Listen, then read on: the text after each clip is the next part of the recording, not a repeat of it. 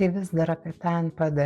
Taikyti, netaikyti. Ir vėl matau komentarą, kad esminis dalykas yra tas, kad jeigu netaikys NPD, gaus 200 eurų per mėnesį mažiau algos ir jeigu mokesčių administratorius grąžins 300-400 per metus, tai tada kokia čia nauda man netaikyti neapmokestinamojo pajamų dydžio. Ir vis tiek valstybė apgaus. Tai niekas nieko neapgaudinėja. Ramiai. Rezultatas, finansinis rezultatas tas pats. Taikai NPD ar netaikai NPD, nei daugiau, nei mažiau gyventojų pajamų mokesčio nereikės sumokėti. Paprasčiausiai yra išlyginama viskas deklaravus pajamas iki gegužės 2 dienos. Tik tai tie, kurie taiko neapmokestinamąjį pajamų dydį ir jų pajamos yra tam tikro dydžio, gauna didesnės pajamas, didesnę algą metų bėgyje, o tie, kurie netaiko metų bėgyje, gauna mažesnę algą, o paskui deklaravus pajamas viskas susidėlioja į savo vietas ir būna lygų. Tarp kitko, jeigu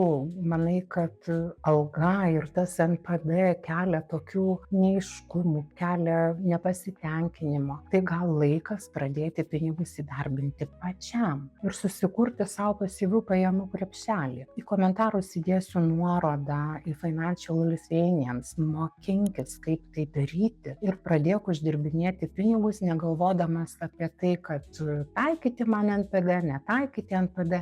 Galų gale, kai susikursi savo pasyvių pajamų krepšelį, nereikės sukti galvos dėl to, kad ar primokėti gyventojų pajamų mokestį deklaravus pajamas, ar neprimokėti, ar sugrąžinti. Tiesiog jau nebesuksi savo galvos dėl to. Tai dar kartą primenu, komentarus įkelsiu nuorodą į Financial Lithuanians ir tikrai linkiu protingų finansinių sprendimų.